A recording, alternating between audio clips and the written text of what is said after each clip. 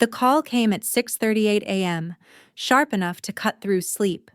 My mother didn't ease into it. She never did. Your grandmother passed just before dawn. No pause. No breath to make it human. Then my sister took the phone, her voice already organized, already moving ahead of the moment. She said the estate was settled, that everything had been left to them. She said I wasn't named, and it would be better if I didn't come. Cleaner that way. I didn't argue. I didn't ask questions. I just set the phone down between us and turned on the speaker. Because across the table from me, my grandmother was very much alive, wrapped in a cardigan, eating oatmeal, steam rising from a mug of tea she'd poured herself. She slid a sealed envelope toward me, notarized, my name written carefully on the front. On the line, they kept talking about property timelines removal, about what I no longer had the right to touch.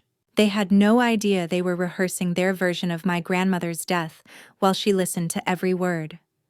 Before I continue, if this moment already feels familiar, I'd like to hear from you. Where are you watching from, and what time is it there right now? If stories like this matter to you, consider liking the video and subscribing. I'm grateful you're here, and I don't take that lightly.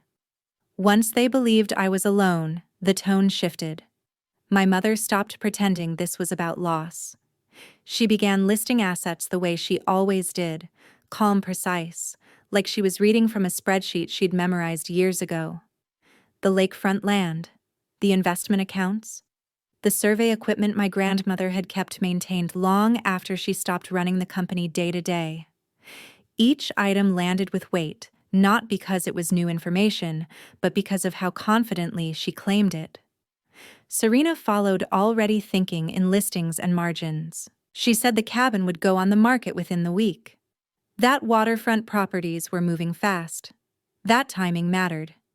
She spoke as if the place were already empty, as if the walls around me had agreed to disappear.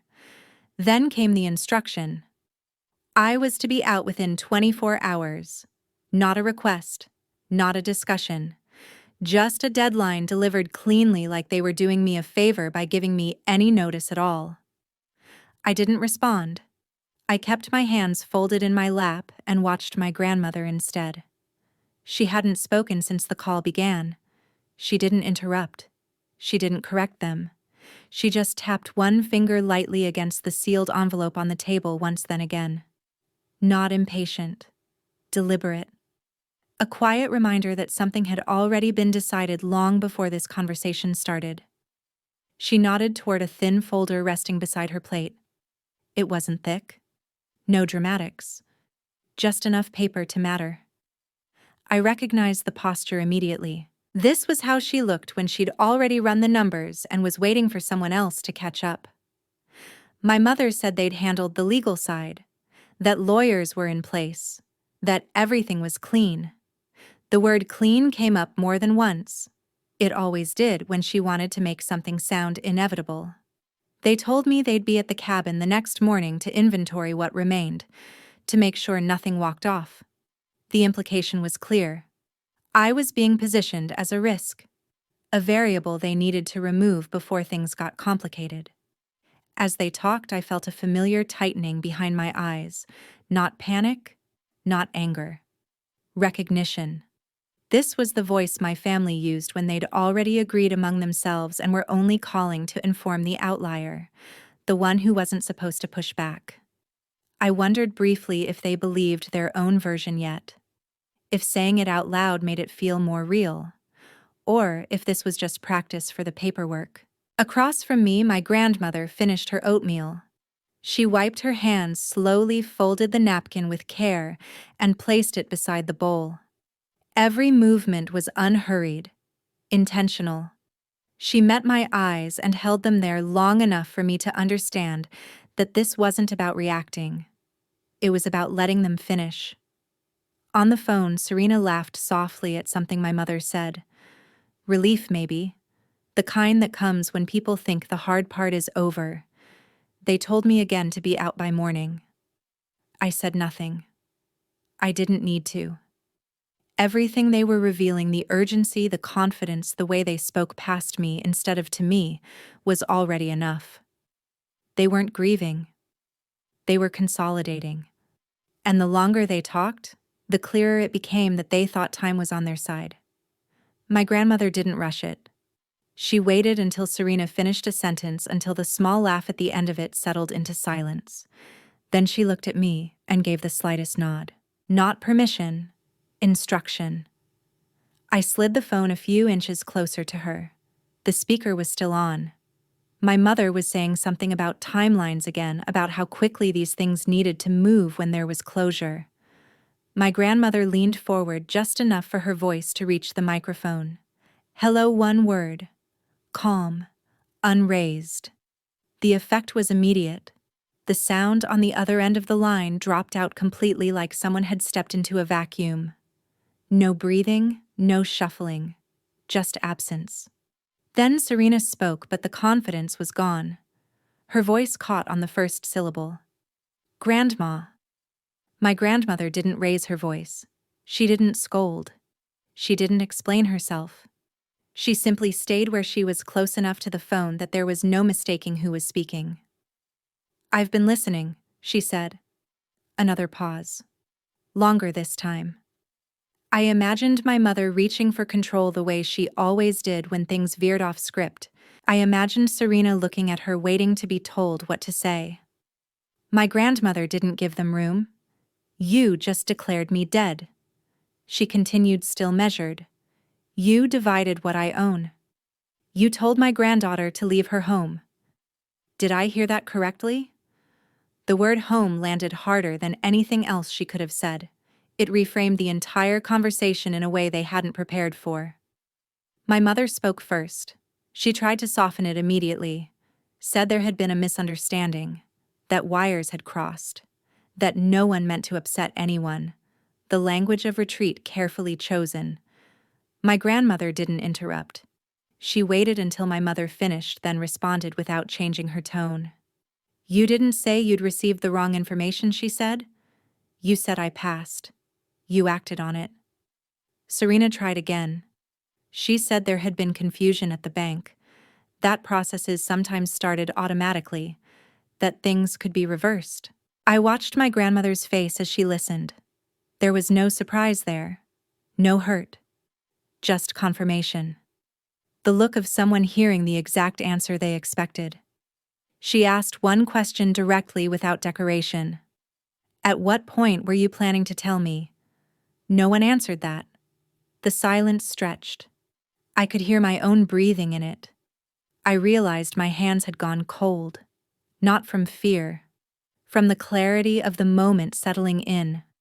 This wasn't a misunderstanding. It was a rehearsal that had been interrupted. My grandmother straightened slightly and glanced at me before returning her attention to the phone. I want you both to listen carefully, she said, because this is the last time I'll repeat myself. She told them she had heard every word, that nothing said in the last 10 minutes could be taken back, that pretending this was confusion only made it worse. My mother finally raised her voice then. Not much. Just enough to sound offended.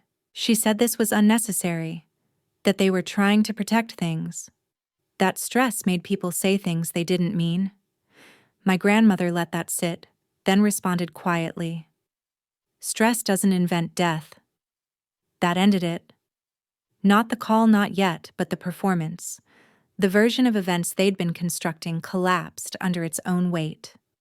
I looked at the phone on the table and understood something I hadn't before. This wasn't about what they wanted from me. It never had been.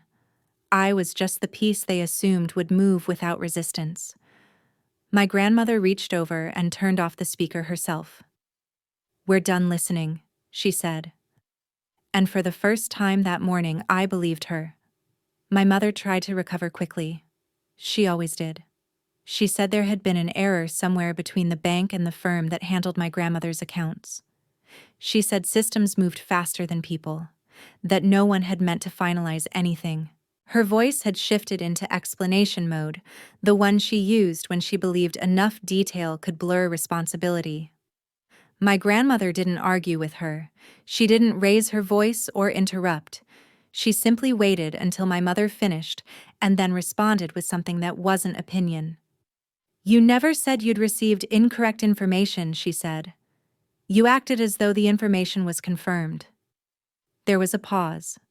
Then my grandmother reached for the thin folder she'd shown me earlier and opened it carefully, one page at a time. The papers were arranged neatly. No highlighting, no tabs, just dates and headers, clean and factual. She read them aloud. An email from the bank time-stamped 6:11 a.m., expressing condolences and confirming the initiation of their deceased client protocol. Another record showed the protocol had been activated at 6:06 a.m., before my mother had called me, before anyone had supposedly verified anything. The language was automatic, but the trigger wasn't. She turned the page. The request had originated from an email address registered to Serena. On the other end of the line, Serena reacted immediately. She said it wasn't her. That someone must have accessed her account. That she'd been asleep. That this was being twisted. My grandmother didn't comment on the excuse. She simply acknowledged it and continued. "These processes don't begin on assumptions," she said. "They begin on requests." My mother tried to redirect. She said banks overreached. That things could be corrected. That no permanent harm had been done. My grandmother closed the folder and folded her hands on top of it. "Harm isn't measured by whether something is reversed," she said. "It's measured by intent." The word intent settled over the table. Heavy. Unavoidable. Serena's voice sharpened then. She accused me. Said I'd been influencing my grandmother. That I'd always resented her success. That this was my attempt to insert myself where I didn't belong. I felt the reflex to speak, to defend myself, rise and fall just as quickly. My grandmother spoke first. "I expected this," she said. "Which is why I prepared." She didn't explain what she meant. She didn't need to. The calm in her voice carried more weight than any accusation. My mother said they were being ambushed. That this conversation was unfair. That if my grandmother had concerns, they should have been discussed privately. My grandmother acknowledged that too. "They were," she said. "Just not with you." I realized then that everything they were reacting to had already been accounted for. The emails, the timing, the denials. Even the attempt to shift blame onto me. None of it surprised her. She'd anticipated the sequence, if not the exact words. She said one more thing before ending the call. "This conversation is being documented," she said. "You should proceed accordingly." My mother asked what that meant. My grandmother didn't answer. She simply disconnected. The kitchen went quiet. The only sound was the hum of the refrigerator and the distant movement of water against the dock outside. My grandmother leaned back slightly and exhaled, not with relief, but with the steadiness of someone checking off a step they'd already planned to take. I looked at the folder again and understood why it had been so thin. It didn't need volume. It just needed accuracy. They had chosen a time, a method, a story. And in doing so, they had left a trail precise enough to follow without interpretation. That was the part they hadn't planned for. My grandmother checked the time before anyone spoke again. 8:12 a.m. She said it out loud, not to rush us, but to mark where we were in the morning. Then she told them she had an appointment with her attorney at 8:30. That it had been scheduled days earlier. Not because she expected a crisis that morning, but because she believed in keeping certain things current. She added almost as an aside that the call we'd just finished was being recorded. That was when my mother's composure finally cracked. She said recording family conversations was unethical.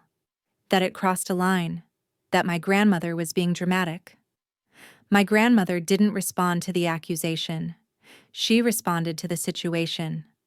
"I'm formally revoking your authority over my finances," she said.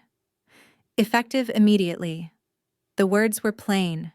No emotion attached. Just fact. My mother threatened legal action, said she'd contest it, said she'd prove my grandmother was being manipulated. She said my grandmother would regret making decisions under pressure.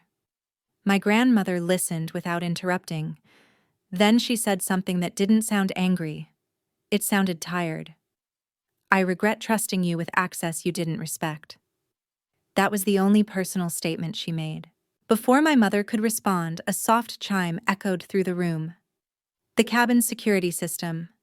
A notification tone I recognized but hadn't heard in months. I reached for my phone and opened the app. A secondary lock had been engaged. Not the main door. The service entrance. The camera feed loaded slowly, buffering just long enough to let my stomach tighten. Then the image sharpened.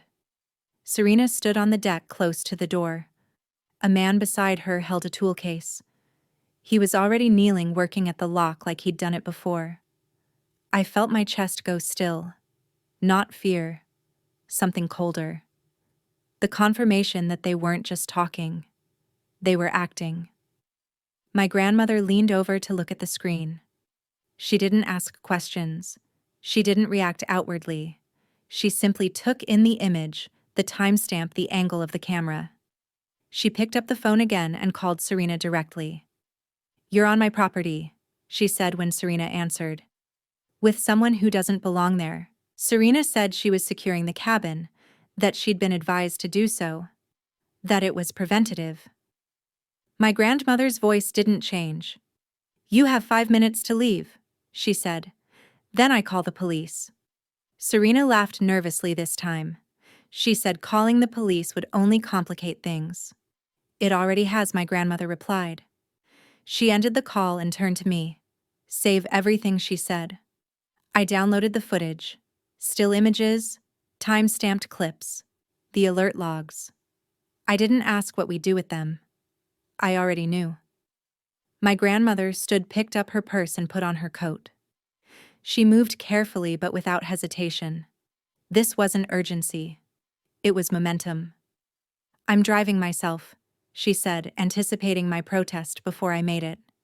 "They don't get to decide when I stop." As she headed toward the door, another alert chimed. The locksmith stepped back. Serena was on the phone again, pacing. I wondered who she was calling now. A lawyer. My mother. Someone else to stabilize the story. My grandmother paused long enough to look back at me. "This is why preparation matters," she said. "People show you who they are when they think the clock is on their side." Then she opened the door and stepped into the morning. As soon as the door closed behind her, I called the local police department. Not in a rush, not with panic in my voice. I reported exactly what was happening: unauthorized entry, a locksmith acting without consent, and an attempted change of access on a property whose owner was very much alive. The dispatcher asked for details, names, descriptions. I gave them everything I had. When she asked how I knew the individuals didn't have permission, I told her the owner was on her way to meet her attorney and had explicitly denied access minutes earlier. There was a brief pause on the line, then the sound of keys. An officer was dispatched. I stayed where I was and kept the camera feed open. Serena and the locksmith remained on the deck, shifting their weight, talking in low, urgent bursts. She kept checking her phone, glancing toward the road as if expecting someone else to arrive and take control of the situation. No one did. 10 minutes later, a familiar truck pulled up near the edge of the property. Owen Hale stepped out. He'd been the security supervisor for the lake area for years. He moved with the calm of someone who'd seen disputes like this before, though rarely this early in the morning. He approached Serena first, spoke quietly, asked for documentation. She gestured toward the cabin, said something I couldn't hear. Owen shook his head once and turned to the locksmith, asked for his work order, his authorization. The locksmith's shoulders slumped almost immediately. By the time the police cruiser arrived, the situation had already slowed. The officers spoke to Owen first. He confirmed the alert had been triggered legitimately, that the lock had been accessed without authorization, that the individual on site had been warned to leave and hadn't. Serena tried to explain. She said she was family, that she was securing the property, that there had been confusion about ownership. The officer asked a simple question. Is the owner deceased? Serena hesitated, just long enough to answer the question without saying a word. No, she said. That was enough. They separated her from the locksmith, asked for identification, took statements. The locksmith tried to distance himself immediately, said he'd been hired, that he hadn't known the situation, that he'd been told everything was in order. The officers didn't argue. They wrote. I stayed on the phone listening. When they asked if the owner would be pressing charges, I told them she was meeting her attorney and would decide shortly. That answer seemed to satisfy them. While this was happening, my grandmother arrived at the law office in Portland. She called me once she was inside, her voice steady, the background quiet. They're being held, I told her. I know, she said.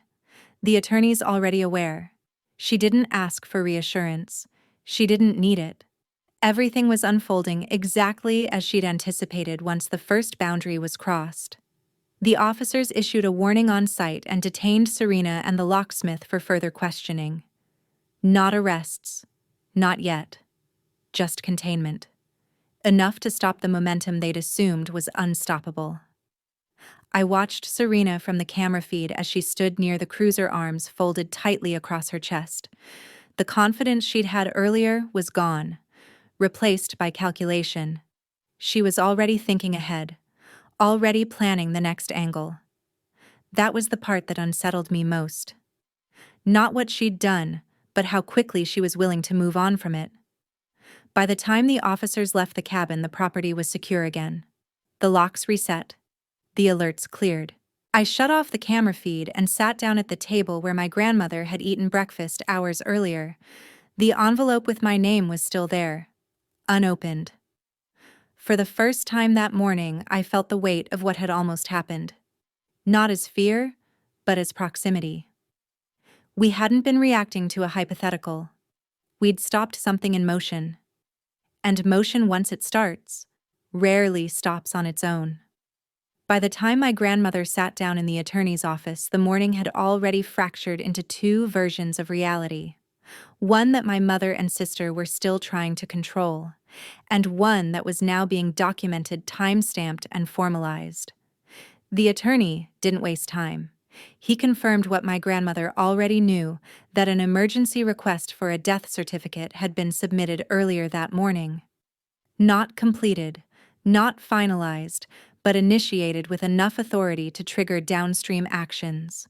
Banks, funds, access points that assume the end before anyone had verified it. 2 financial accounts had been flagged, both long-standing. Both ones my mother and Serena had been granted limited access to years ago under the assumption that trust would remain intact. It hadn't. My grandmother asked to see the paper trail. She didn't react to it. She studied it. Dates, IP addresses, authorization logs. The attempt to change beneficiaries hadn't gone through, but it had been close enough to matter. Then she opened the sealed envelope. Inside wasn't a letter. There was no emotional message, no explanation meant to soften the moment. It contained instructions. Formal, notarized, already witnessed. A change of executor. Immediate revocation of all financial authority previously granted to my mother and Serena. A clear designation of who would oversee decisions moving forward. The attorney slid the documents across the desk and asked if she wanted to proceed. She did. He asked for confirmation that she was alive and competent to act on her own behalf. She answered without hesitation. Signed where indicated. Requested written verification of her status to be sent to every institution that had been contacted that morning. Then, Miriam Fox spoke for the first time. She'd been with the firm longer than anyone else in the room. Knew the family history, the boundaries that had been blurred and redrawn over decades. She pointed to a line in the access logs and explained quietly that the passwords hadn't been guessed.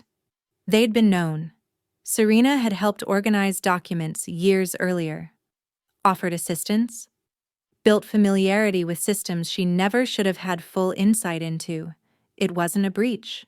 It was overexposure. My grandmother nodded once. No surprise there. While this was happening, my mother tried calling again, then texting, then calling me. I didn't answer.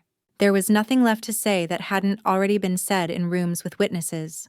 The attorney confirmed the next steps. Notices would go out immediately. Accounts frozen pending review.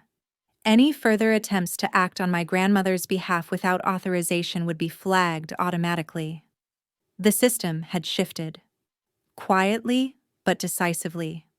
My grandmother thanked them and stood. She didn't linger. She never had when business was finished. As she walked out, Miriam caught up to her and asked if she wanted to pursue additional action. Not yet, my grandmother said. I want to see how far they're willing to go. On the drive back to the cabin, she called me. It's done, she said.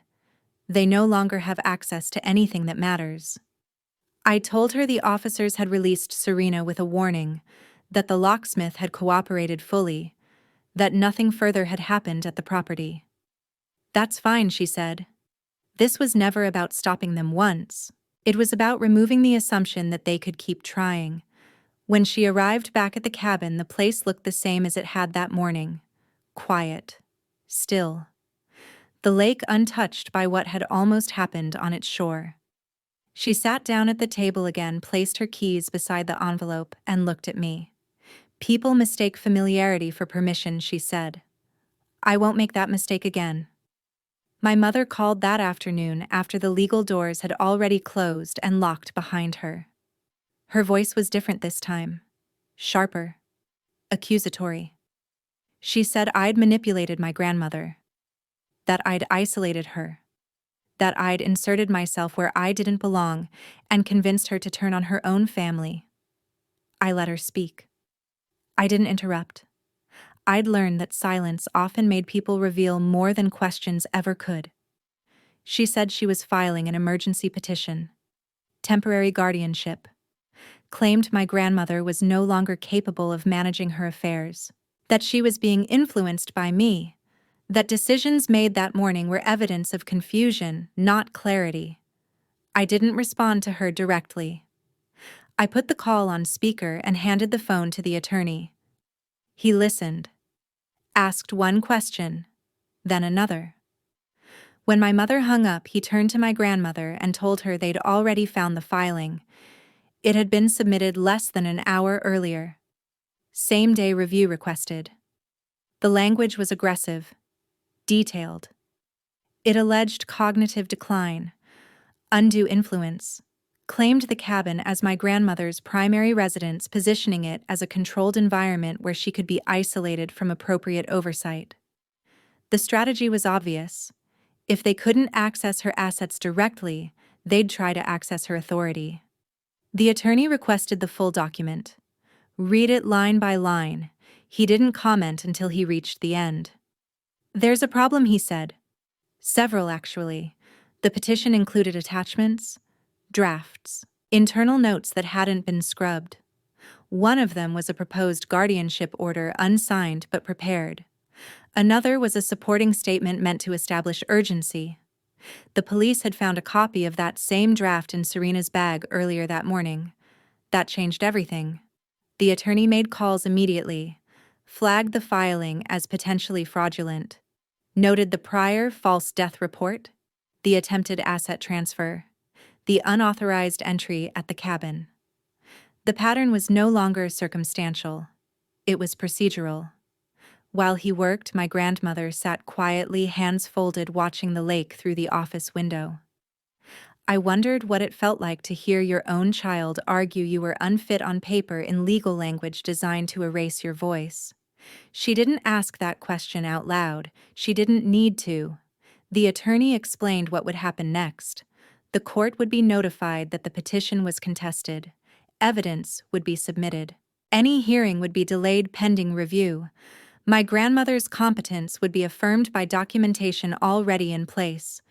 The attempt to act quickly to create a crisis where none existed had backfired. On the drive back to the cabin, my grandmother was quiet. Not withdrawn. Focused. I realized she was replaying something, not the events of the day, but years of small concessions. Access given. Boundaries softened. Trust extended because it seemed easier than resistance. At the cabin, a patrol car was still parked down the road. Just presence. Not intervention. A reminder that the situation was now being observed. We went inside. My grandmother set her purse down and removed a folded copy of the guardianship petition the attorney had printed for her. She read it slowly. Once. Then again. "They wrote this as if I wasn't here," she said. "As if I'd already disappeared." She folded the pages carefully and placed them back in her bag. "This is why people do things quickly," she added. "They hope speed will replace truth." That evening, as the sun lowered over the lake, my phone buzzed again. A message from my mother. One line. "You don't understand what you're doing." I didn't reply, because for the first time I did. The next morning, the attorney called before I'd finished my coffee. His voice was steady, but there was an edge to it that hadn't been there before. He said they'd uncovered an additional document attached to the guardianship filing, one that hadn't been mentioned during the initial review. It was a sworn statement, supposedly from me. I drove back to the cabin before he finished explaining. My grandmother was already at the table when I arrived, the same place everything seemed to return to. She listened as I put the call on speaker. The statement claimed I'd been isolating her, that I controlled her access to visitors, that I monitored her medication and discouraged outside contact. It described her as confused, dependent, and fearful. The language was clinical detached, designed to sound concerned rather than cruel. There was only one problem. She wasn't on any medication. Never had been. My grandmother didn't react immediately. She asked the attorney to read the document aloud. He did. Every line, every claim. When he finished, she reached across the table and turned the page herself, checking the signature block. It bore my name, and beneath it, a witness. The locksmith. The room went quiet.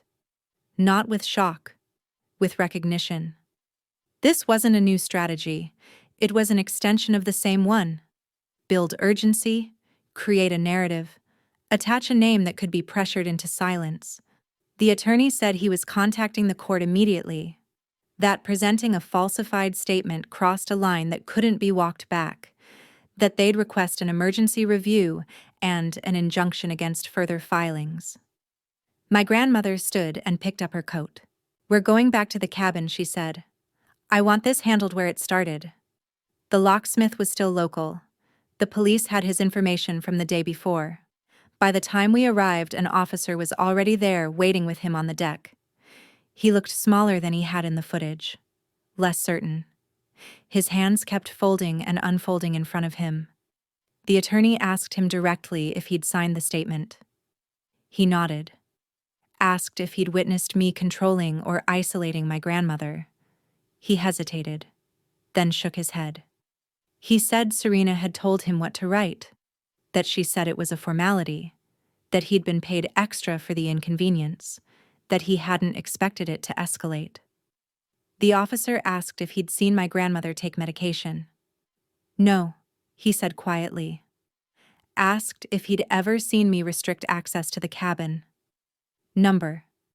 Asked if he'd understood the document would be used in a court filing. He didn't answer that one. The attorney recorded everything. Dates, times, admissions. The statement unraveled quickly once it was examined outside the narrative it had been designed for. My grandmother watched the exchange without interruption. When it was over, she stepped forward. "You should have asked," she said to the locksmith, "if you had doubts." He looked at the ground. Said he was sorry. Said he'd never meant harm. She nodded once. Not in forgiveness. In closure. The officer explained what would happen next. Charges would be reviewed. The court would be notified of the false statement. The guardianship petition would be flagged permanently. As the patrol car pulled away, my grandmother turned to me. They needed a witness, she said. Someone neutral enough to look credible. They didn't expect him to speak. I thought about how close it had come. How easily a piece of paper signed by the wrong person at the wrong moment could have rewritten everything. That night, the lake was still again. The cabin lights reflected faintly on the water. Inside the envelope with my name was still unopened. My grandmother placed her hand over it. One more thing, she said. Then this ends. We waited until the house was quiet again. No calls, no alerts. Just the sound of the lake moving against the dock in its steady, indifferent way. My grandmother reached for the envelope, then the last one, and slid it toward me across the table. Open it, she said. Inside was an appendix. Not emotional, not symbolic. It was procedural, notarized, and dated. A clean addendum that documented everything she'd anticipated might happen if trust was mistaken for permanence. It listed contingencies the way engineers list failure points: if a death was declared prematurely, if authority was challenged, if competence was questioned without cause. Attached was a handwritten note. Not long, not dramatic. If anyone says I've died, call the police. If anyone says I'm incapacitated, record everything.